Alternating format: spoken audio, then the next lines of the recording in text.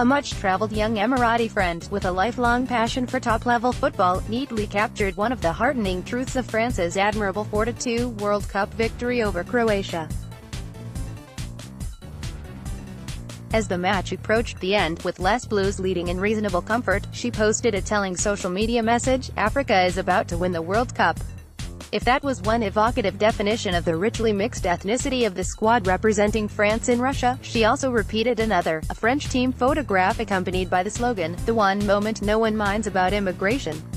Thorny community problems cannot be put right by the mere presence on a football pitch of black, brown and olive faces alongside white ones. Nor are they resolved if a little of the same similar diversity is seen among the hundreds of thousands of jubilant supporters cramming Paris's most famous avenue, the Champs-Élysées, where genuine revelers overwhelmingly outnumbered a minority of troublemakers. But there are lessons France can or should learn from the sense of pride and joy rightly felt by all sections of its society. Around half the players taken by the manager, Didier Deschamps, to the 2018 World Cup finals are of African or, to a much lesser extent, Arab descent. The starting 11 for Moscow's denouement included two players, Paul Pogba and N'Golo Kanté, who have been described as devout Muslims.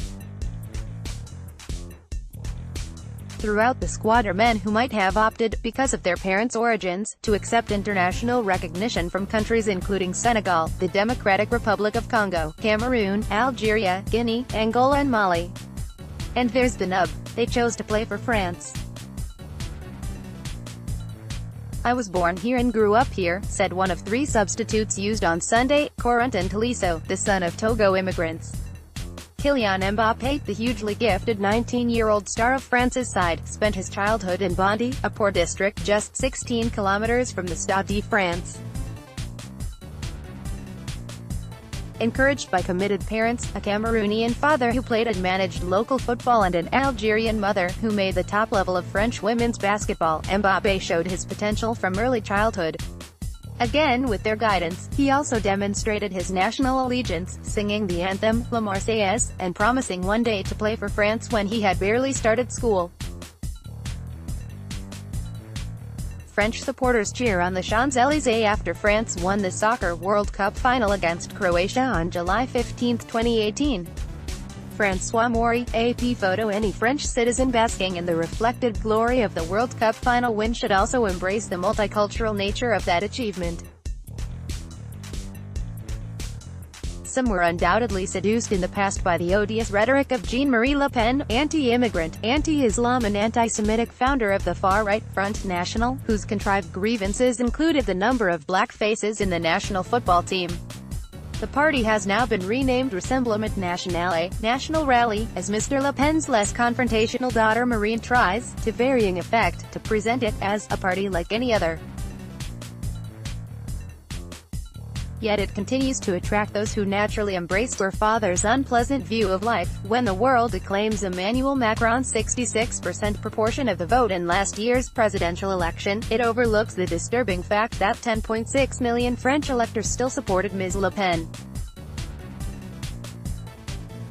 In the communities dominated by immigrants from North and Sub-Saharan Africa, and their descendants, ordinary people, and especially the young, have an important role, too, in building on the revival of the black, blanc, or black, white, Arab ethos of France's first World Cup win 20 years ago.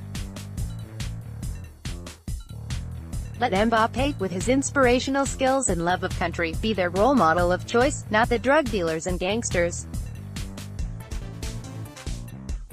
Read more. France provide flair and panache to cast aside pragmatic image. 2018 World Cup team of the tournament, Mbappé leads five-man French contingent, but if the inevitable feel-good benefits are to endure in a way that the 1998 spirit did not, Mr. Macron and his government must also recognize their crucial responsibility.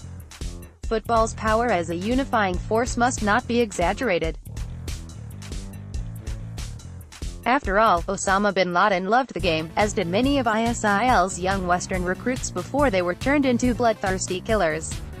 Mr. Macron's duty, all the same, is to show all French citizens that France's World Cup exploits represent a collective victory and that they are, whatever their roots, equally welcome and valued.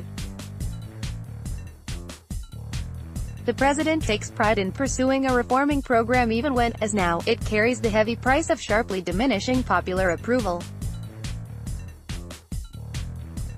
He has spoken nobly about discrimination and unequal opportunities in such suburbs as Mbappe's Bondy. Now he should act, or order his ministers to act, to render these evils as un-French and anti-republican as they are theoretically illegal. If he adopts bold measures to tackle deprivation in the banlieues, and to shame those who cling to old hatreds and suspicions, he will deserve to be remembered as a great head of state. If the president simply reverts to concentrating on economic and structural modernization, and making an impact on the international diplomatic stage, his exuberant support and words of congratulation for Les Bleus in Russia will soon enough come to be seen hollow posturing. Watch Burj Khalifa celebrates France's World Cup victory. Sheikh Khalifa congratulates Vladimir Putin on successful World Cup.